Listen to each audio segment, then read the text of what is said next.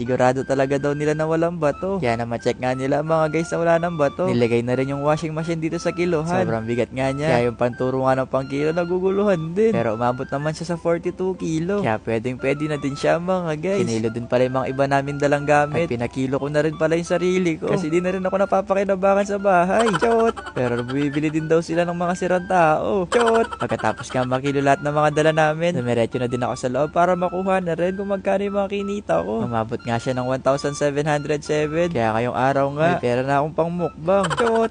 Pero ipapakita ko na din sa inyo kung magkano talaga siya nabenta. Yung mga bakal nga, umabot siya ng 731. At yung mga karton nga nasa 84 pesos.